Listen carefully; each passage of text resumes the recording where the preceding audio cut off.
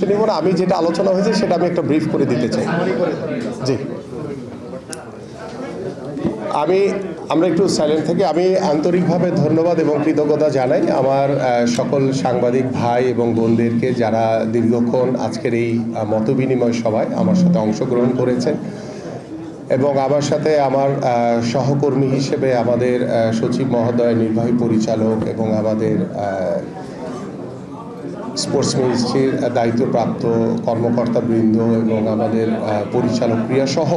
সকলে উপস্থিত ছিলেন, ডিরেক্টররা এখানে উপস্থিত ছিলেন। আমি আজকের যে মতবিনিময় সভা সেটার মূল উদ্দেশ্য ছিল আমাদের যে আগামীর বাংলাদেশে আমরা প্রত্যেকটি তৃণমূল পর্যায় থেকে কিভাবে ক্রীড়াঙ্গনের একটি নতুন পরিবেশ আমরা গড়ে তুলতে পারি, আমরা কিভাবে রুট লেভেল পর্যন্ত খেলাধুলাকে ছড়িয়ে দিয়ে আমাদের উপজেলা জেলা পর্যায়ে কিভাবে আমরা খেলাধুলাকে নিয়মিত রাখতে পারি, কিভাবে আমাদের উপজেলা কিংবা জেলা পর্যায়ের খেলাধুলাগুলো যে অনুষ্ঠিত হচ্ছে সেই খেলাগুলোকে কিভাবে আমরা জবাবদিহিতার ভিতরে আনতে পারি এবং আমাদের বাৎসরিক একটি ক্যালেন্ডারের মাধ্যমে আমরা এই খেলাধুলাকে সারা বছর প্রতিনিয়ত আমাদের যেহেতু যে সিজনাল যে বিষয়টা রয়েছে গ্রীষ্মকালীন এবং শীতকালীন, সেইভাবে আমরা আমাদের ক্যালেন্ডারগুলোকে আমরা সাজানোর মাধ্যমে আমরা আমাদের খেলাগুলোকে সারা বছর প্রতিনিয়ত খেলার মাঠে আমরা রাখতে চাই। পাশাপাশি আমাদের ইতিমধ্যে আমাদের মাননীয় প্রধানমন্ত্রী তিনি সিদ্ধান্ত নিয়েছেন যে আমাদের খেলাধুলাকে আমরা পেশা হিসেবে প্রতিষ্ঠিত করতে চাই এবং সেটারও বিষয় নিয়ে আমরা বিশদভাবে আলোচনা করছি যে কোন ক্রাইটেরিয়ায় কিভাবে আমরা সেটাকে প্রত্যেকটি খেলোয়াড়দেরকে একটি বেতন কাঠামোর ভিতরে নিয়ে এসে আমরা সেটাকে নিশ্চিত করতে চাই। পাশাপাশি আমাদের আগামীর বাংলাদেশে আমরা জাতীয় যে শিক্ষাক্রম আমাদের চতুর্থ শ্রেণী থেকে আমরা আমাদের খেলাধুলাকে বাধ্যতামূলক করতে চাই এবং সেই বিষয়গুলো নিয়ে আমাদের সংশ্লিষ্ট মন্ত্রণালয়, শিক্ষা মন্ত্রণালয়ের সাথে কথা বলে, শিক্ষামন্ত্রী প্রতিমন্ত্রীর সাথে কথা বলে আমরা সেটা নিশ্চিত করব ইনশাল্লাহ। পাশাপাশি সেখানে কোন কোন ইভেন্টকে আমরা গুরুত্ব দিব সেই বিষয়গুলো নিয়েও আপনাদের সাথে আলোচনা হয়েছে। সেটা আলোচনার মাধ্যমেই আমরা আমাদের ফুটবল, ক্রিকেট, হকি থেকে শুরু করে ইন্ডিভিজুয়াল যে খেলাগুলো রয়েছে, যে খেলাগুলোকে সর্বোচ্চ গুরুত্ব দিয়ে আমরা সাব গেমস কিংবা এশিয়ান গেমস কিংবা ভবিষ্যতে অলিম্পিকে ভালো কিছু করার যে কর্মপরিকল্পনা বা চিন্তাভাবনা, আমাদের যে স্বপ্নগুলো রয়েছে সেই স্বপ্নগুলো যাতে আমরা বাস্তবায়ন করতে পারি সেই শুরুটা আমরা করতে চাই। আমরা বলবো না যে এটা রাতারাতি আমরা করে ফেলতে পারবো, বাট আমরা শুরুটা করতে চাই। যেই শুরুগুলোর কথা আমি যখন খেলোয়াড় ছিলাম তখনও বলেছি, বিগত 17 বছর যখন রাজনীতির মাঠে ছিলাম মাঝে মাঝে আপনাদের সাথে দেখা হয়েছে, কথা হয়েছে, তখনও বলেছি, আজকেও আমি এই দায়িত্বশীল জায়গায় বসে একই কথা বলতে চাই যে যেখানে যেখানে আমাদের সমস্যাগুলো রয়েছে সেই সমস্যাগুলো কিভাবে দ্রুত সমাধানের মাধ্যমে, আলাপ আলোচনার মাধ্যমে এবং স্বচ্ছতার মাধ্যমে,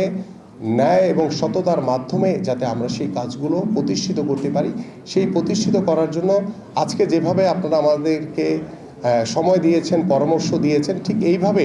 আমরা আগামীতেও আপনাদের সাথে বসে আলোচনার মাধ্যমে এই সমস্যা থাকবেই আমাদের, সেই সমস্যাগুলো যখন যেটা সামনে আসবে সেই সমস্যাগুলো যাতে আমরা ধরে একটি একটি করে সমাধান করে যাতে সামনের দিকে এগিয়ে যেতে পারি ইনশাল্লাহ। ঠিক পাশাপাশি আমাদের যে গ্রামীণ জনপদ সহ আমাদের ঢাকা মহানগরীতে খেলার মাঠের অনেক অভাব রয়েছে এবং সেই বিষয়গুলো নিয়েও আমরা আমাদের সিটি কর্পোরেশন থেকে শুরু করে আমাদের বিভিন্ন জেলা পর্যায়ে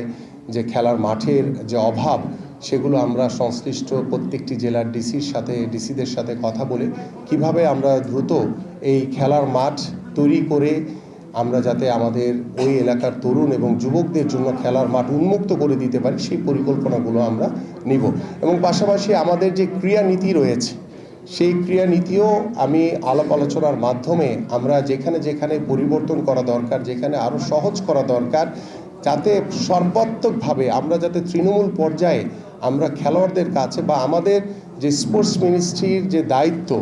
সেটি তো খেলোয়াড়দের জন্য এবং সেই খেলোয়াড়রা যদি ভালো থাকে তাহলে আমার দেশের ক্রীড়া সংগঠক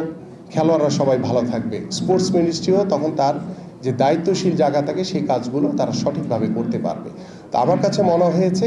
যে আমরা আজকের যে মতবিনিময় সভা এবং সেই সভার মাধ্যমে আমরা যে পরামর্শগুলো আপনাদের কাছ থেকে পেয়েছি সেগুলো আমরা ইতিমধ্যে